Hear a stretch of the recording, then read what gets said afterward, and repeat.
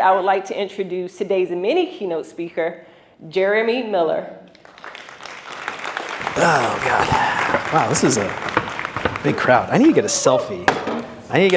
With you guys before we leave. I'm not going to do that anymore. All right, so I'm going to talk about this thing called the UX uncertainty principle today. And I think it's actually perfect that I'm coming on right behind Kevin, because Kevin talked a lot about the things that we can control, right? Our identity, how we feel, and all that stuff. And what we're going to talk today about is about the things that we can't control. And let's see, I'm going without notes. This is probably a bad idea, but if I ramble, just go with it, okay? We're good. All right, thank you. So a little bit about me. This is going to sound, you're going to be like, what the hell are you talking about? But this is important. So I've had a lot of jobs in the industry. I've worked a long time. And I worked, one of the companies or the jobs that I had that I think was maybe the most impactful and has shaped my philosophy on how I work as a UX professional was at GE. I worked at GE for almost a decade. And through that time, I'm trying to get this right because I don't have my notes. I worked for 4 different businesses at GE, giant global conglomerate. They own a lot of companies. I had 17 supervisors in 10 years.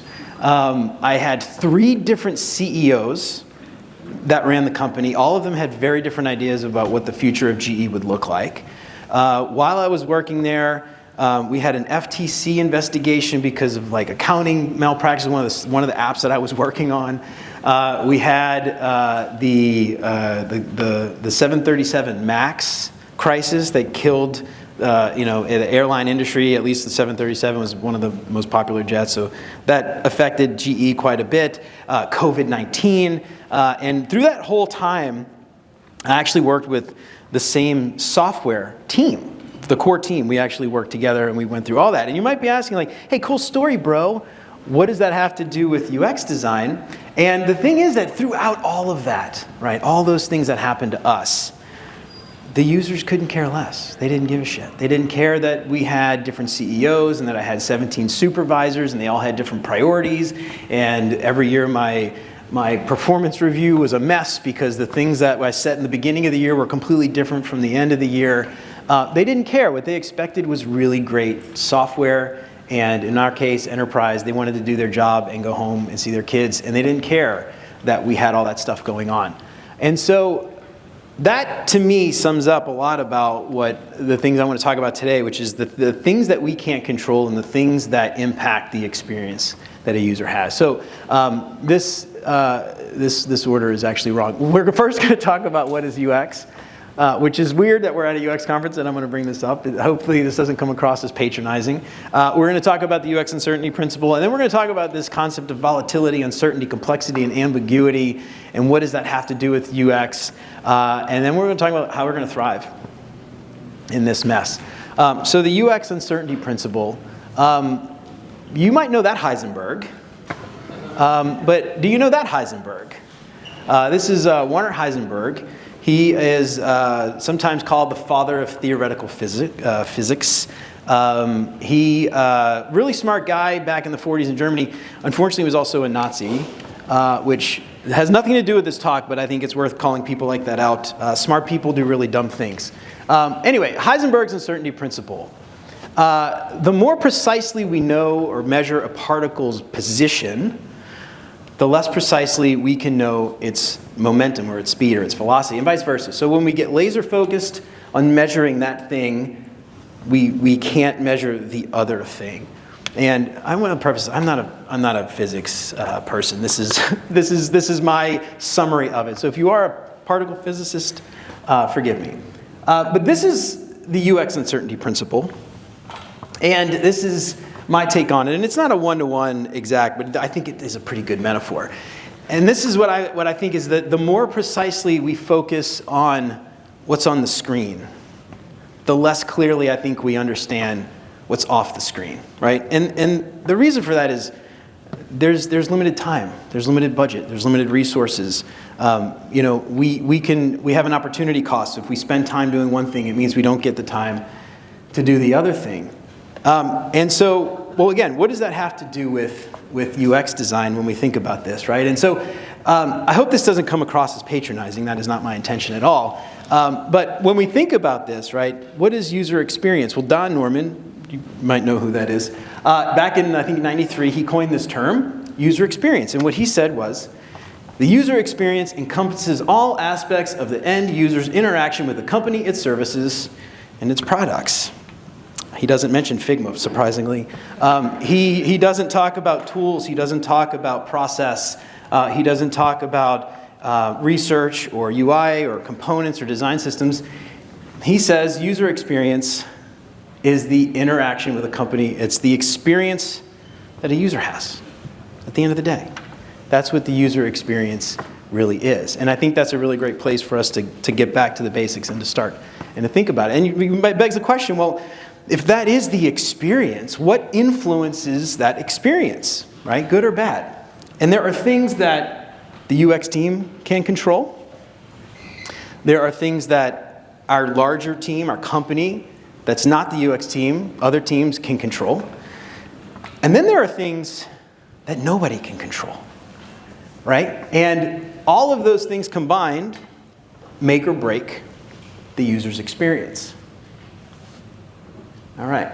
Now, we think about UX, obviously we're at a freaking UX conference, you guys know these things, but we can do research, we can do discovery, we can create design systems, and we can think about the topography and the spacing and all those things, and we can control those things, and those things will in fact make or break an experience, but that's not the only thing that makes or breaks the experience. The other teams, how many times have you guys thought about the brand promise, making or breaking a user experience, right? The sales team, the marketing team, they create a landing page, which often we have very little control over. It promises all these features. And when a user gets there, they open it up and it doesn't do anything that they thought it would do. Would you be upset? I think you would, right? So that impacts the experience. The number of bugs, right? The way that support teams handle support requests, right? How many times have you said, I'll never use a product, not because the product was bad, but because the support was awful, right? Those are things that people on our team can control, but we generally do not. Obviously, there's a lot more. And then there are things that nobody at all can control. The user's frame of mind, right? Their mental model. Now, obviously, we can try to understand those things through user research, but we're not talking to every single user. And so there's going to be users out there that are doing things we never thought or never expected. Their environment, right? Maybe the sun's too bright and they can't see the screen. Maybe their hardware is just like total crap. They have a 20-year-old phone or something, or maybe they're on like a tiny little monitor. These are things that are going to impact the experience, the market conditions, everything outside of this. Like, there's so many things out there. There's so many knowns, and there's so many unknowns that will impact the experience that a user has. And so there's this concept called VUCA that actually, I want to raise it. Anybody heard of VUCA before? We got 1, 2, 3, 4 out of how many people are here? 4. And VUCA is something that, where is this? I don't know. There we go. So VUCA is something that has been written about for a very long time. I didn't find out about this until one of the benefits of working at a giant multinational global conglomerate are the leadership training sessions you get to go on. And we did an entire week where we learned about volatility, uncertainty, complexity, and ambiguity. And when I heard that, the first thing I thought was, well, Jesus Christ, if that doesn't explain or describe software, then I don't know what does. Now, what's interesting about this, though, and the reason why I like this is, sorry, I keep turning my head against, I apologize, I'm going to try to talk straight. So the reason why I like this is each of these has a unique way to solve for these individual things. And so when we think about like uncertainty and we think about like all these things that happen, we lump them together, but these are actually individual things. And I'm not going to spend time today talking about this. Actually, I have my book, I have a whole chapter about this, but I'm not even an expert on it. There's so many things that you can do to go and explore, and I would urge you to do it. But I want to talk a little bit about each one today, and then how we kind of pull these together. So volatility, Low volatility, things don't really change all the time. Obviously, high volatility, things are constantly changing.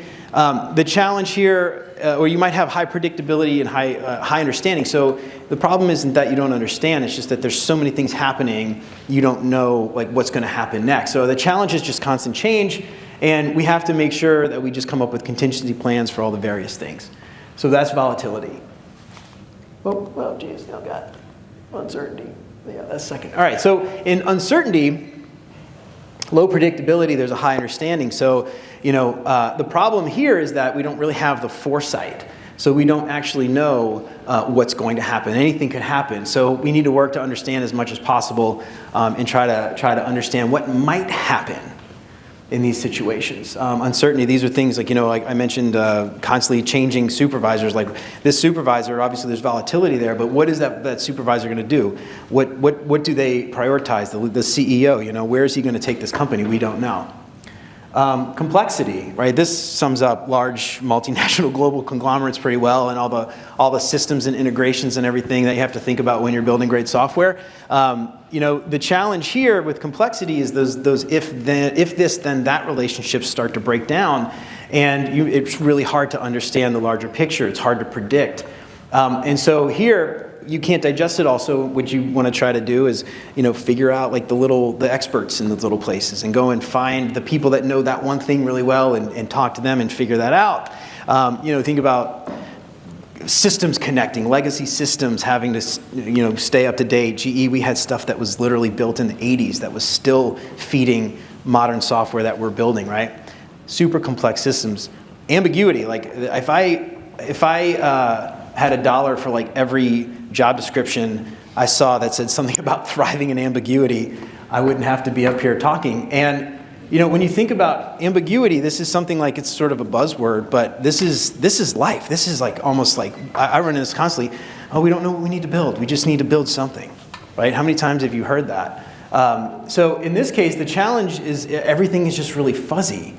The lack of understanding, it's those certain aspects are just really hard to just nail down. In this case, we just start. Just run an experiment. No one's going to tell you what to do. Just go do it. Just start.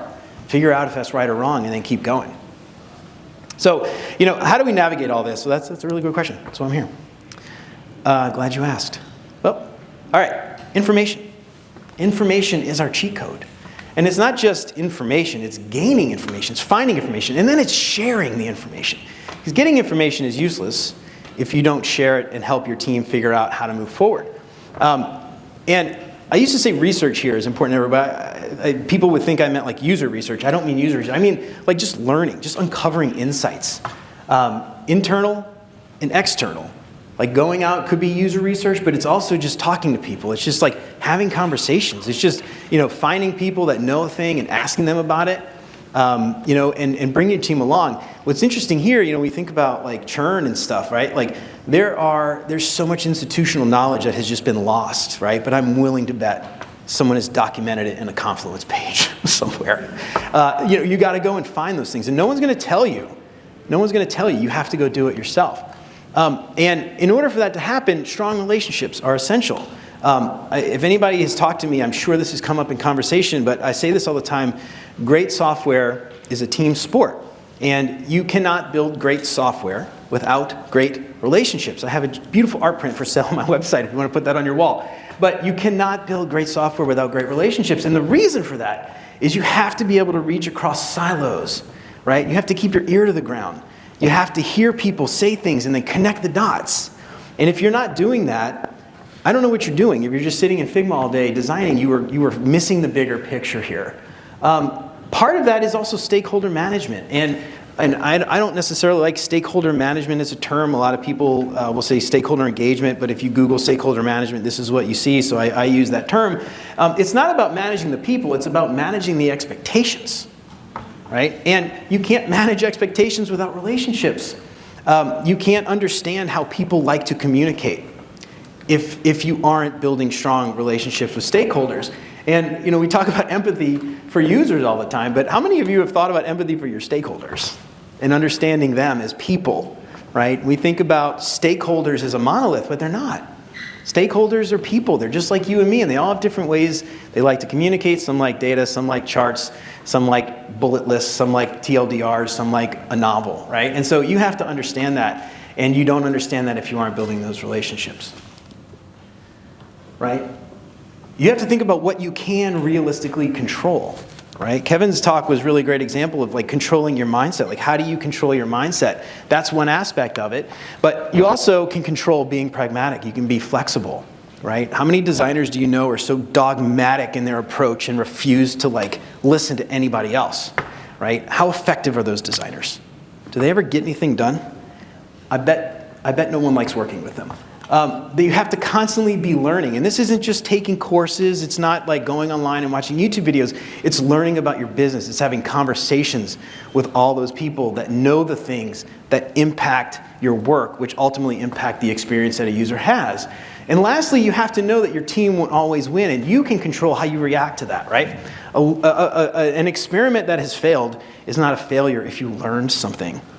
But if you learn something and don't share it, it's equally, I would say, as much of a failure if your team doesn't understand how that was actually a win. This concept of courageous followership, when I first heard this term, I actually kind of giggled because I thought it was made up. But you can think of followership as the yin to leadership's yang.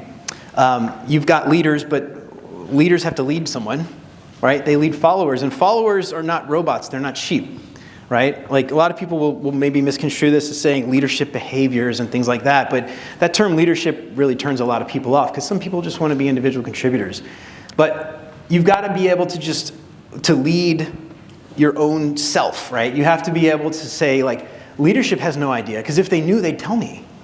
They clearly don't know. So how can I go out and create that vision if they don't have a vision?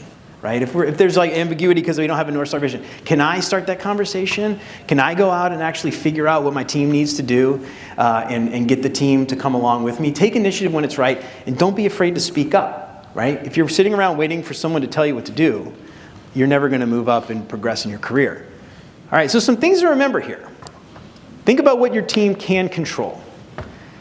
Think about what your team does not control, and do the things that your team can control really, really well, right? We talk about craft and all that stuff. The point of this talk is not to say that craft is unimportant, right? Visual design is important, right? User research and all those things that your team can control is critical, but think about what your team also cannot control, and then go out and figure out, like, if I can't control it, how can I mitigate it? How might we mitigate those issues that we might run into? And again, know that like there are so many unknowns. You're not going to uncover everything, and that's totally fine. You only have 40 hours worth of time in a week to work. Hopefully you're not working longer than that. You know, don't burn yourself out, and understand that. And remember these things, right? We can never expect to fully control the experience, right? I think as designers, we're often taught that that is our job, to design the experience, to control the experience, and that, I think, is not true at all. Good stakeholder relationships in general, will make your job so much easier. And that's because those relationships uncover information, and information is our cheat code. Information is our cheat code. So I'm going to leave you with this, right?